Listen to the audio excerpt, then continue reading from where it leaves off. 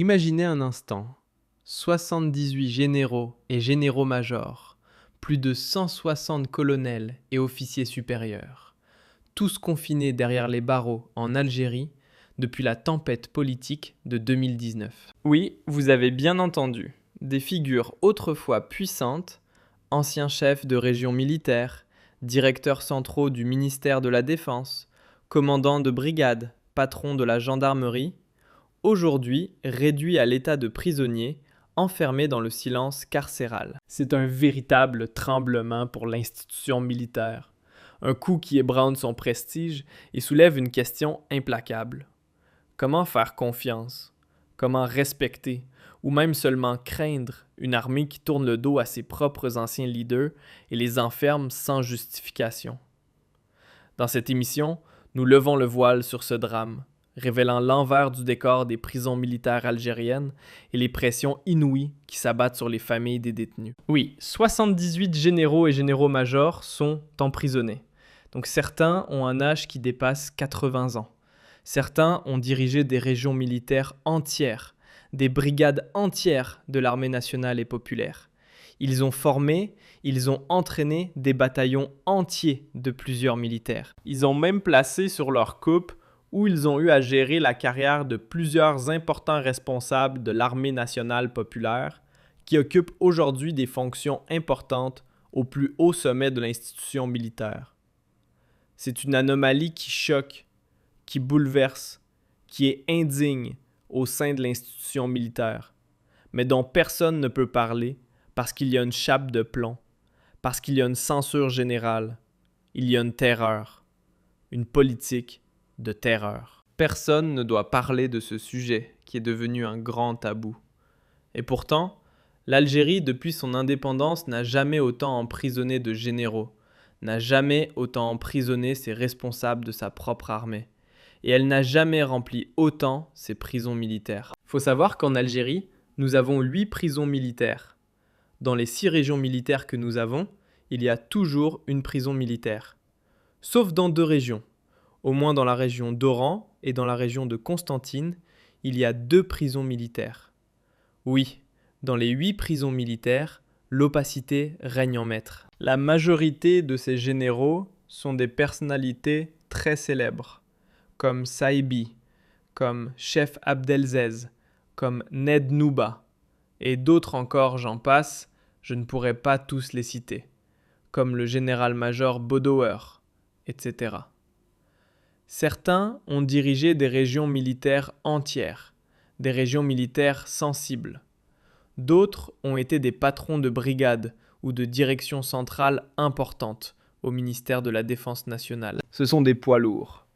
Les 78 généraux qui sont emprisonnés sont de véritables poids lourds de l'institution militaire. Malades, dans une situation psychiquement déplorable, psychologiquement profondément atteints, non seulement leur emprisonnement est vécu comme une persécution très dure, très sévère, mais la majorité écrasante de ces officiers supérieurs de l'armée a été emprisonnée pour des affaires de corruption. Sauf que les procès se déroulent dans des tribunaux militaires hermétiques. Pas de transparence, la prise en compte des droits n'a pas été correctement respectée, pas de procès contradictoire, pas d'ouverture pour l'opinion publique. Les familles n'ont pas eu le droit à la parole ni à une défense équitable. Effectivement, ce sont des procès expéditifs qui souffrent d'énormes soupçons de manipulation et de falsification, puisqu'il n'y a pas eu de justice transparente, droite et équitable. Ce sont souvent des charges politiques. La majorité des généraux qui ont été emprisonnés a eu des conflits personnels ou claniques avec les actuels décideurs qui entourent le chef d'état-major dans l'armée nationale et populaire, Saï Chengre. Mais en Algérie, malheureusement aujourd'hui, on ne se contente pas d'emprisonner ces anciens généraux. Encore une fois, certains ont même participé à la guerre de libération nationale, comme Saïbé. D'autres sont des descendants de shahids ou issus de familles révolutionnaires. D'autres ont grandi au sein de l'armée. Ils ont intégré les rangs de l'armée depuis qu'ils étaient mineurs. Beaucoup d'entre eux ont risqué leur vie pour la défense de la patrie lors de la décennie noire. Beaucoup d'entre eux ont été blessés. ils ont perdu un proche ou un membre de leur famille lors des attentats et des opérations armées lancées par les groupes islamistes terroristes pendant la décennie noire. Donc quand on voit ces officiers supérieurs de l'armée, ces généraux, ils n'ont pas grandi, n'ont pas vécu dans le luxe insolent, comme malheureusement le laissent entendre les rumeurs malveillantes et les préjugés inversés. On ne devient pas un général comme ça du jour au lendemain en Algérie. Il y a certes du favoritisme, il y a certes du népotisme, il y a eu certes du régionalisme, mais il y a aussi du mérite. Il y a beaucoup de sacrifices, il y a beaucoup de prises de risques. L'Algérie a connu une guerre civile terrible, pendant laquelle l'institution militaire était mise à rude épreuve. Rude preuve.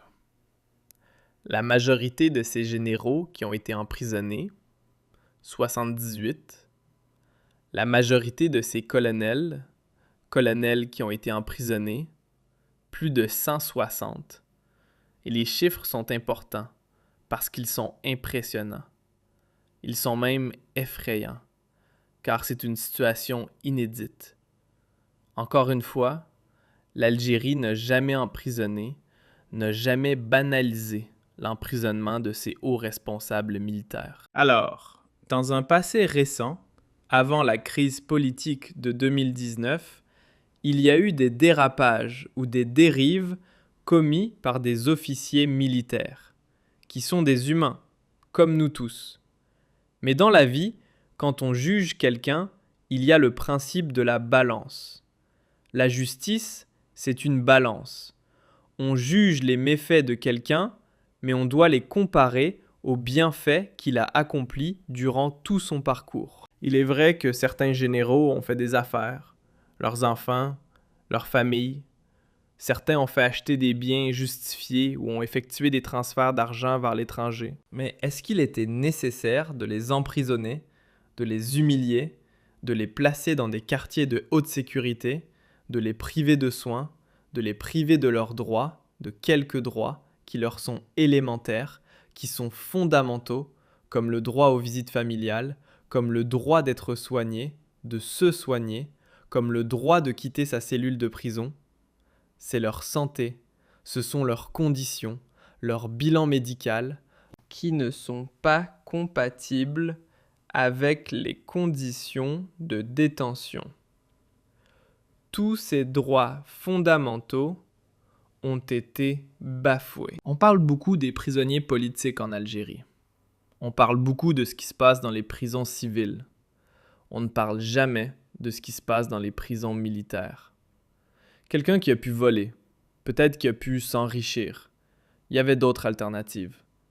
Lui, en son patrimoine, on aurait pu le punir par des amendes, par du sulcice. Mais quand on envoie un général ou un colonel qui a passé toute sa vie au service de l'armée et qui a mené des batailles, des opérations militaires, des opérations de ratissage, des opérations d'infiltration, quand on les place tous en détention, qu'on les humilie et qu'on brise leur famille, est-ce que cela est juste? Est-ce que cela est honorable? Est-ce que c'est digne d'une armée qui prétend être une armée nationale et populaire? Je sais que ce sujet est gênant. Je sais que ce dossier, à chaque fois que j'en parle, me coûte des ennuis.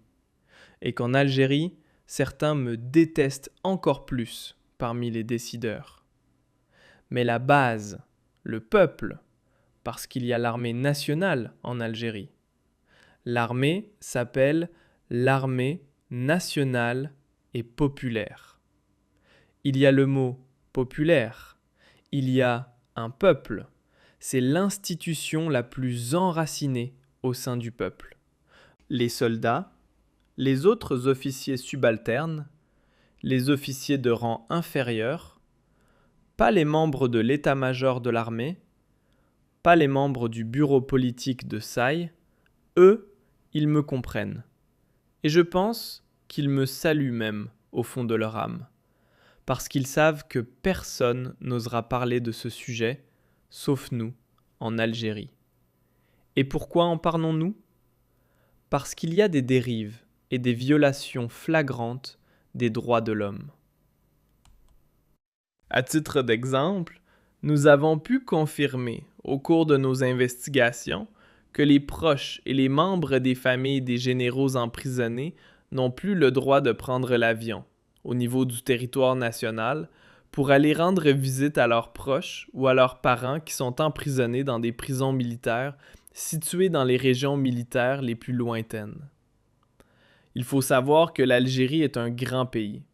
Il n'y a pas que la prison militaire de Blida. Beaucoup de généraux connus ou importants, ayant en tout cas occupé des fonctions au sein de l'État ou au sein de l'armée nationale et populaire, ont été renvoyés ou transférés vers d'autres prisons militaires, à Oran, à Bachar, surtout à Bachar, et à Viglar. Il y a même des colonels qui sont emprisonnés à Tamana, et des généraux également à Tamana. Pour aller à Tamana, à Bachar-Gla, c'est très compliqué. Le moyen le plus rapide est l'avion, pour pouvoir rester quelques minutes avec son parent ou avec son proche. Eh bien, depuis peu, récemment, nous avons pu le confirmer par nos investigations. Les familles des généraux ne sont pas libres. Elles sont soumises à une autorisation. Elles ne peuvent pas se rendre à un aéroport quelconque pour prendre un vol en Algérie ou vers les nouvelles compagnies qui ont été créées après, par l'Algérie, la compagnie de Domestic Airlines, après avoir absorbé ou fusionné les anciennes compagnies aériennes. Elles ne peuvent pas monter à bord de l'avion. Les agents de sécurité ne les laissent pas prendre un vol intérieur sans une autorisation qui doit leur être délivrée selon un circuit complètement opaque et non déterminé. Les familles ne savent pas. Faut-il s'adresser au tribunal militaire de Blida? Faut-il s'adresser à la DCA, la Direction centrale de la sécurité de l'armée? Ce sont des décisions arbitraires. Vous avez des fils et des filles de généraux qui ne peuvent pas prendre un avion pour se rendre à Gla. Il ne s'agit pas seulement d'aller et de revenir en fait. Ils sont tous interdits de quitter le territoire national.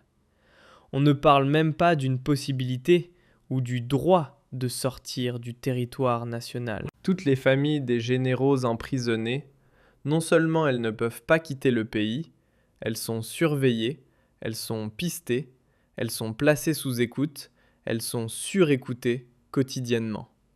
Et certains ont même été limogés, empêchés de travailler au sein des institutions de l'État. Ce n'est plus de la justice, c'est de l'injustice. Pas de la justice, c'est de la persécution. Au gras, c'est une politique de terreur. Le général a payé, il est emprisonné. Pourquoi? Sans prendre en compte ses filles, ses fils, ses proches, sa femme, sa mère ou ses sœurs. Aucun membre de la famille des généraux emprisonnés ne peut quitter le territoire national. Jusqu'à là, sa situation s'était banalisée. Voilà, le régime nous a fait croire, a imposé cette croyance qui est tout simplement incompréhensible, inacceptable. On ne peut pas laisser les membres des familles des généraux aller à l'étranger pour qu'ils ne soient pas récupérés par des puissances étrangères, pour qu'ils ne soient pas récupérés par des mouvements subversifs, pour qu'ils ne parlent pas, qu'ils ne disent pas du mal du pays. Le linge sale de la famille, la réputation et l'image de l'armée, c'est sacré. L'institution militaire, elle est sacrée. Alors pourquoi cette institution militaire, elle emprisonne ses propres enfants, elle persécute ses propres hauts responsables? Pourquoi donc? Si elle est aussi sacrée, c'est que la dignité de cette institution militaire est sacrée. Cela devrait donc conduire logiquement à aussi sacraliser la dignité de ses enfants, de ses hauts responsables. Bon, on nous a banalisés. On nous a imposé en fait qu'ils sont devenus ordinaires en Algérie.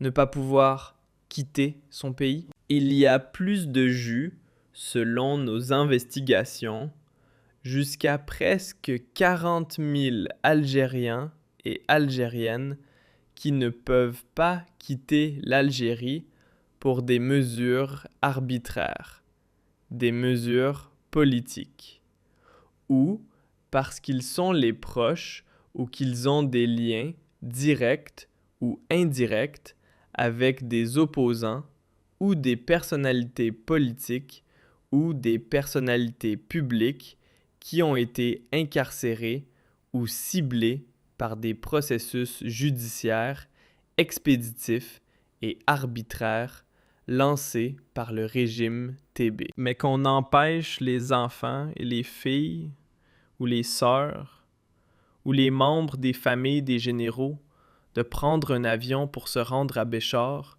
afin de rendre visite à leurs proches, cela est inhumain. C'est inédit. D'abord, ils ont le droit de circuler librement sur le territoire. Ils ne sont pas emprisonnés. Ils ne sont pas placés sous contrôle judiciaire qui leur dit « Vous ne devez pas quitter telle wilaya ou telle autre wilaya ». Et puis, c'est le droit de visite, le parloir. C'est un droit fondamental reconnu à tous les prisonniers du monde. Le droit de visite, la réception de l'argent de ses parents, d'un membre de sa famille, pour pouvoir acheter quelques produits alimentaires en prison. Toute personne détenue peut recevoir à des heures précises au parloir de la prison les membres de sa famille. C'est une règle universelle, que ce soit dans une prison militaire ou dans une prison civile. Mais dans les prisons militaires algériennes, il se passe des choses terrifiantes, inhumaines. Et personne. Nous avons demandé à plusieurs sources. Bien sûr, au niveau du ministère de la Défense nationale, personne ne veut parler. Au niveau de l'état-major de l'armée nationale et populaire, personne ne veut parler. Au niveau de la justice militaire, personne ne veut expliquer une situation qui devrait être logique, rationnelle, qui non seulement est irrationnelle, mais qui est aussi cruelle. Elle est cruelle. Vous imaginez ? On empêche un père qui est en prison, ou on empêche un fils d'aller voir son père en prison, ou une fille, ou une femme d'aller voir son époux qui est emprisonné. Pourquoi ? Parce qu'il est militaire. Pourquoi ? Parce qu'il est général. Pourquoi ? Parce qu'il a des problèmes, ou il a eu, dans le passé récent, ou dans un passé lointain, qu'il n'est pas apprécié par Sachen Graha. Voilà, il se veut juste que vous ne soyez pas apprécié par Monsieur Sachen Graha. Il se veut juste que vous ayez eu le malheur, dans un passé lointain ou récent, d'avoir rencontré des problèmes, des malentendus personnels, parce qu'au sein de l'armée n'est pas un corps sans âme. Il y a des tensions, il y a des petits conflits, il y a des relations personnelles, il y a des affinités qui se créent, comme il y a des problèmes qui se créent. L'armée est une institution humaine, et là où il y a l'humain, il y a l'émotionnel. Mais en ce moment, c'est l'émotionnel et le passif de l'émotionnel qui décident de l'actualité judiciaire au niveau des tribunaux militaires. C'est inhumain, c'est cruel. Encore pire, nous avons pu découvrir au cours de nos investigations que les membres des familles des généraux algériens ont subi des pressions. On leur a dit « Attention, si vous entrez en contact avec des opposants à l'étranger, si vous parlez avec des médias basés à l'étranger, on vous mettra tous en prison. » Et pire encore, récemment, rappelez-vous, il y a une initiative qui a été lancée, nous en avons parlé. Nous avons, le 17 janvier 2026, vous pouvez retrouver et revoir notre émission, lancé un appel pour créer une association des victimes de la persécution de la dictature en Algérie. Et nous avons promis que nous allons entamer les démarches pour créer cette association. Dans la mesure où les opposants exilés, ou même les activistes exilés, ou même les entrepreneurs persécutés, c'est-à-dire toute personne victime de la Hogra et d'une persécution politique en Algérie, nous avons décidé de les unir tous au sein d'une association qui allait également défendre la cause des militaires algériens emprisonnés. Parce que je le dis, il n'y a pas que les détenus politiques civils en Algérie, il y a aussi les détenus militaires. On est un détenu politique à partir du moment où l'on n'a pas eu accès à un procès équitable, à partir du moment où l'on n'a pas été jugé convenablement selon les principes fondamentaux du droit, et à partir du moment où l'on a été emprisonné ou incarcéré pour des motivations politiques et pour des motivations de vengeance personnelle. C'est le cas de ces généraux. La majorité écrasante de ces généraux n'a pas eu droit à un procès équitable. Il n'y a pas eu de transparence, il n'y a pas eu de droit à la défense. Ils ont été emprisonnés, placés en détention provisoire, avant même d'être jugés. Leurs conditions physiques et leurs conditions mentales ne sont pas du tout compatibles avec les conditions de leur détention. Et tous ces généraux ont un point commun, c'est qu'ils ont eu des problèmes personnels ou qu'ils sont victimes d'une vengeance, d'un règlement de compte, parce qu'ils avaient des relations conflictuelles avec l'actuel décideur, l'actuel patron de l'armée nationale et populaire, Senghrea, ou avec des membres importants de son entourage. Donc pour moi, ce sont des détenus politiques, et nous avons fait lancer un appel pour que leurs familles, leurs proches, nous rejoignent dans cette association afin de médiatiser leur cause, de saisir les instances du droit international, voire aussi d'entrer en contact avec les autorités algériennes pour dialoguer, pour négocier un compromis et pour les amener à respecter le droit national et international, l'éthique et la morale, et obtenir la libération des personnes détenues âgées et souffrantes, qui risquent de mourir en détention, ainsi que de libérer les personnes qui ont été injustement incarcérées et injustement condamnées. Des membres des familles des généraux ont été convoqués par des membres occultes de tribunaux militaires, par des officiers et des responsables occultes de la DCA, la Direction centrale de la sécurité de l'armée, pour les harceler, pour les intimider, pour les avertir et les mettre en garde concernant toute prise de contact avec ce projet d'association que nous voulons créer depuis l'étranger, puisque malheureusement, on n'a pas le droit d'entrer chez nous en Algérie. Et on n'a pas le droit de militer pacifiquement chez nous, en Algérie. Et on n'a pas le droit de parler sans craindre des représailles chez nous, en Algérie. Je m'excuse, mais c'est une cruauté sans précédent que subissent les familles de ces généraux. Et le fait de ne pas en parler me choque. Quand on est droit dans ses bottes, quand on est honnête intellectuellement, quand on se bat pour la justice, quand on se bat pour le changement démocratique, quand on dénonce les injustices, on doit les dénoncer toutes, y compris celles qui sont infligées aux familles des anciens responsables politiques ou aux familles des anciens responsables militaires qui sont emprisonnés. Ce sont des Algériens comme nous, ce sont des compatriotes comme nous, ce sont des personnes qui ont servi et qui ont aimé l'Algérie comme nous. Ils ont commis des torts. Moi, je ne dis pas qu'il ne faut pas condamner celles et ceux qui ont volé, mais à condition que leur culpabilité soit réellement prouvée, à condition que leur tort soit réellement documenté. Moi, je réclame la justice pour toutes les Algériennes et tous les Algériens. Et je trouve que c'est malhonnête et injuste de ne pas parler de tout le monde, de toutes celles et ceux qui ont été persécutés ou qui sont encore persécutés arbitrairement dans notre pays. Je vous remercie de commenter et de diffuser largement cette émission. Le débat se poursuit sur les différentes plateformes d'Algérie.